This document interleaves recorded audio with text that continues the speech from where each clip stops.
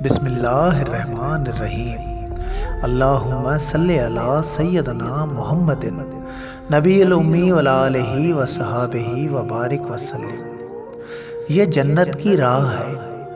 دوستو، انجمن غلامان قلندر ایک درسگاہ ہے جہاں انسانوں کی تربیت ہوتی ہے اعلیٰ کردار اور اخلاق سے، جہاں سے پھر تربیت پا کر انسان اعلیٰ خوبیوں کے ساتھ سامنے آتا ہے۔ دوستو، اس انجمن غلامان قلندر میں سب برابر ہیں۔ یہاں کوئی کسی سے چھوٹا بڑا نہیں ہے۔ یہاں سب کے لیے سبق ایک جیسا ہے، لیکن پھر ہر کسی کے عمل کا فرق الگ الگ ہے۔ دوستو، میرے محبوب کریم صلی اللہ علیہ وآلہ وسلم کی سیرت میں دوسرے اور پہلوؤں کے ساتھ ساتھ تبلیغ کا پہلو بھی نمایاں ملتا ہے، جس میں آپ کو وسیع تر دین کے سمجھانے کے پیغامات ملیں گے، انسان کو سیدھی راہ کی طرف گامزن کرنے کے۔ اس میں آپ کو ملے گا کہ کیسے اس ہستی نے پیار سے، محبت سے انسان ذات کو وہ سبق سکھایا کہ آپ کا اللہ احد ہے، صمد بھی ہے۔ اللہ پاک قرآن شریف کی سورہ یاسین اور سورہ الفرقان میں فرماتے ہیں، انی آمنت بربکم فاسمعوا۔ ترجمہ، بے شک میں تمہارے رب پر ایمان لے آیا ہوں، سو تم مجھے غور سے سنو۔ یاسین، والذین یبیتون لربہم سجدا وقیاما۔ ترجمہ، اور یہ وہ لوگ ہیں جو اپنے رب کے لیے سجدہ ریزی اور قیام نیاز میں راتیں بسر کرتے ہیں۔ الفرقان۔ ان آیاتوں میں ہم کو 3 نکات ملتے ہیں۔ ایک، اللہ پاک کو سجدہ کرنا، جس نے سجدہ نہیں کیا وہ ابلیس ہو گیا۔ دوسرا، رکوع قیام، یعنی اپنے مالک کے سامنے اپنے آپ کو ادب احترام سے کھڑا کرے۔ تیسرا پوائنٹ، راتوں کو جاگ کر بیٹھنا اور غور فکر کرنا، یعنی غور فکر کرنا کہ اس کائنات کو تخلیق کرنے کا راز کیا تھا، منصوبہ کیا تھا۔ وہ تخلیق کار چاہتا ہے کہ مجھے بھی پہچانا چاہے۔ دوستو، صوفیاء کرام نے ان تینوں نکات پر غور فکر کیا ہے۔ سجدہ عنایت کو ختم کرتا ہے، تکبر اور غرور کا خاتمہ کر دیتا ہے۔ میں نے کسی بزرگ سے پوچھا کہ دھمال کا کیا فلسفہ ہے، اس کے پیچھے کیا راز ہے؟ اس نے کہا کہ جب کچھ انسانوں نے سجدے کو فارملٹی بنا دیا، وہ صرف ظاہری سجدہ کرنے لگ گئے، ان میں سے غرور، عنایت، تکبر، حسد، بغض کا خاتمہ نہیں ہو رہا تھا، ان کا نفس کمزور نہیں ہو رہا تھا۔ تو صوفیاء کراموں نے ایک الگ راستہ بنایا، عاجزی اور انکساری کا۔ جیسے ایک کرتب دکھانے والا بندر اپنی مالک کی ڈفلی پہ ناچتا ہے اور لوگوں کو خوش کرتا ہے۔ ایک دفعہ داتا سائیں نے اپنے مرشد کو کہا کہ میں سماع کرنا چاہتا ہوں۔ اجازت ملنے پر اس نے سماع کیا۔ یہ 10 سال پہلے سماع کے اسباب پیدا کیے گئے۔ جب وہ سماع کر کے ہوش میں آئے تو اس کو اپنے مرشد نے کہا کہ آج تمہیں سماع میں مزہ آ رہا ہے، مگر ایک وقت آئے گا تب تمہیں ساز، سر اور کوے کی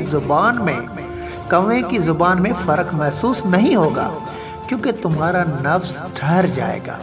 تمہارے لیے میٹھی چیز بھی ویسی ہوگی تو کڑوی بھی ویسی، تمہارے لیے تانے بھی ویسے تو شاباشی بھی ویسی، تمہارے لیے تنقید بھی ویسی تو تعریف بھی ویسی، تمہارے لیے سونا اور مٹی دونوں برابر ہو جائیں گے جب جا کے تم صوفیت کی منزل پر پہنچو گے۔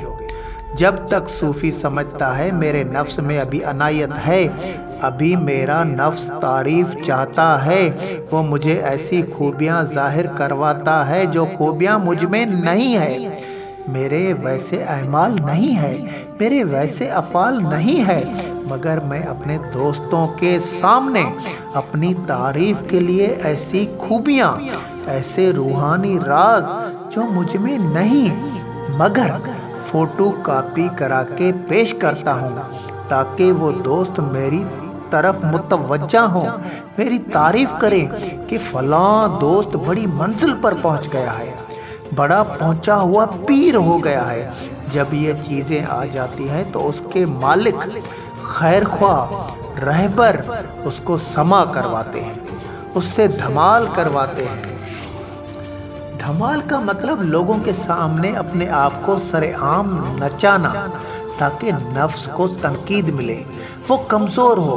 उसमें जो फितना पैदा हो रहा है वो ख़त्म करने के लिए सूफ़ी धमाल वाला रास्ता अख्तियार करते हैं, ताकि नफ्स कमज़ोर हो और वो रूह ताज़ा तवाना होकर आगे आए।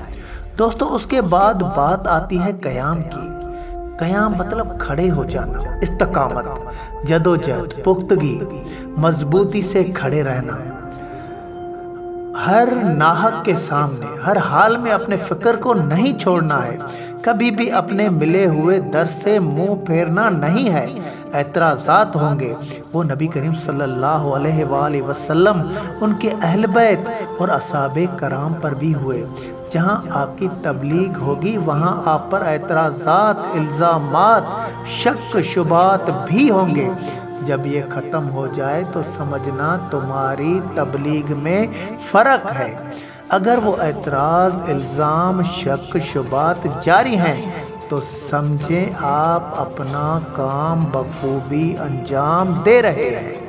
मेरे दोस्तों, अब तीसरा पॉइंट है रातों को जागना। उन रातों के लिए जागना जो रातें तुम्हारे अंदर में हैं, उनमें रोशनी करने के लिए तुम्हें रातों को जागना पड़ेगा। वो रोशनी अल्लाह के ज़िक्र से आएगी, जिससे तुम्हारे अंदर में सुबह होगी, फिर तुम्हारी मिट्टी को भी मान मिलेगा, फिर तुम्हारे अंदर की रात हमेशा दिन में तब्दील हो जाएगी।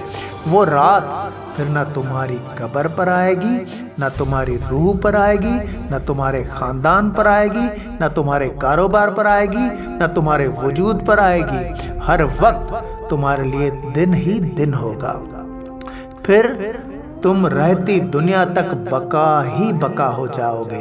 बिटाई सरकार कहते हैं, पांडप सीन पाड़ियाँ सई बिया सरदार, आहे मिसल मीहजे सखी तुझी सार, हातम हर्द हजार झिड़ तुझे झपिया।